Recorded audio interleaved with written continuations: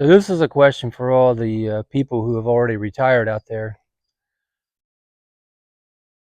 In retirement, am I going to be able to find out who I really am? So it's a question I've been thinking about, um, not since my video last week, but I guess it was my 2 videos ago. I had it. Well, I was sitting here in this very spot, and I made mention of the fact that I was struggling, at that point in the school year, and I truly was, and still am in many aspects. Um, but then at the end of that video, I started talking about the project that I'm going to be working on when I retire. Building an off-grid cabin, and a commenter on that video, S.J. Anderson, who by the wording of their comment, it seems that they were, this person was or is a retired teacher. But anyway, this person remarked that in that video that my demeanor and my energy changed when I started talking about my upcoming project. And so I went back and watched the video. And anyway, thanks S.J. Anderson for pointing that out. If you happen to see this, I truly do appreciate it. So anyway, I went back and watched that video, and SJ was absolutely right. Like, I definitely picked up on the fact that my energy changed when I started talking about the project. And, that was a pretty reflective moment for me because it showed that, kind of shows where my heart lies, at this point in time, that, I'm ready to do something else. But I started thinking more about that comment, and, back to my original question, am I going to be able to find out who I really am in retirement? It's kind of confusing because at this point in my life, I just turned 56 this week. Um, I'm not entirely sure who I am. And I say that because, my gosh, every job that I've had, and I'm not going to go through the list, but I've had, quite a few jobs by this point in my life. But every job that I had, I had to dress a certain way. I was expected to act a certain way. When I was working with the public, I had to, treat customers a certain way. Um, when I was in the Navy, I had to, of course, you wear uniforms, which I love that part of it. I love being, part of a unified team.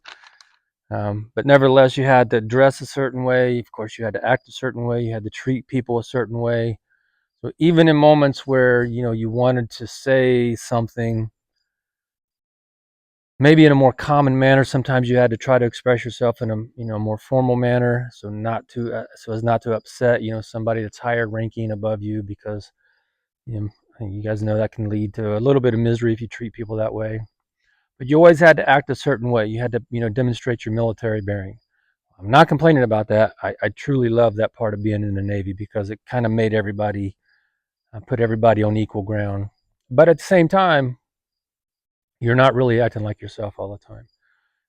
Then as a teacher, of course, you're, expected to act a certain way, use certain language, try your best to treat kids fairly, regardless of, you know, sometimes, regardless of, what their actions are or what their language is towards you or other classmates or their classmates. And it's kind of a, something we, try to aspire to be, that fair and equitable teacher. But in all honesty, there are some times where you just want to be completely honest and tell a kid exactly, what they're acting like. Maybe use different language to express those feelings. Sometimes you want to tell some of your coworkers, how they're behaving, but you refrain, and you kind of set aside the way you really want to speak so that you can be more professional in your approach. Um, and even now that I've been teaching, over 20 years, you still sometimes you got to bite your tongue. Like if principal or administrative gives you a task that you have to do or you're supposed to do, and you really can see through it sometimes. It's not appreciated if you voice your opinion. I think a lot of, administrators in my case, or, bosses in some other occupations place would, tell you that they want to hear the truth, but I don't really think that's, I don't think that's accurate. I think they want you to, kind of agree with them, give them some confirmation, be very biased in your opinion, they want you to tell them what they want to hear. Um, so, where does that come from? Well, thinking about that more, like, and the job I have now, I think, we're at least in part, if not large part, responsible for people not acting the way they really want to act because, as a school teacher, in a lot of cases, far too many cases, even on my behalf, we want people to conform to a certain behavior.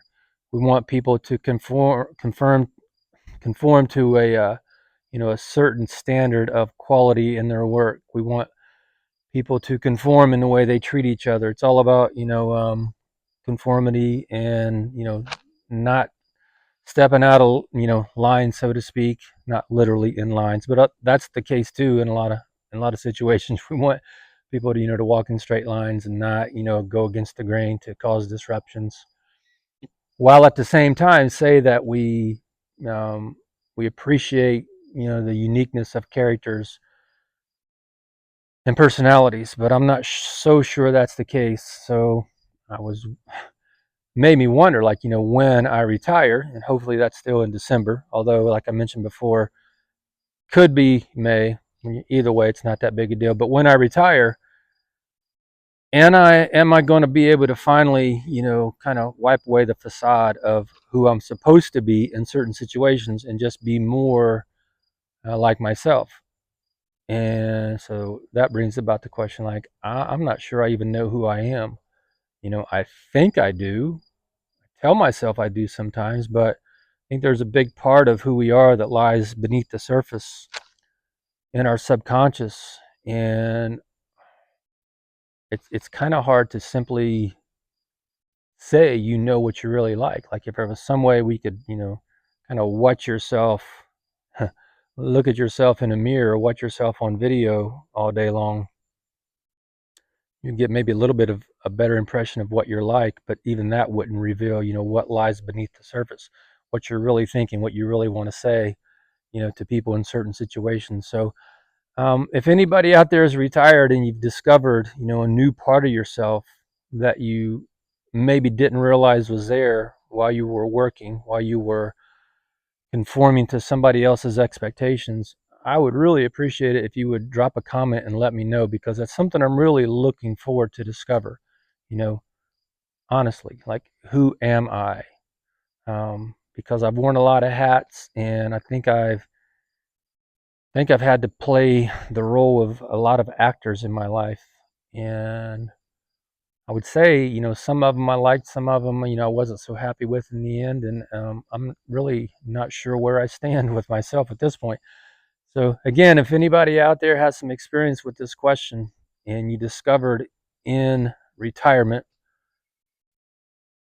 who you really are, what you really like, how you really want to treat people, how you really want to dress, what kind of language you want to use, do you still want to be good mannered, or do you still want to be, a little more gruff or rough around the edges in the way you treat people? Because, in a lot of cases, if you treat somebody, politely, nicely, kindly, like in an occupation, you don't get that kind of treatment back.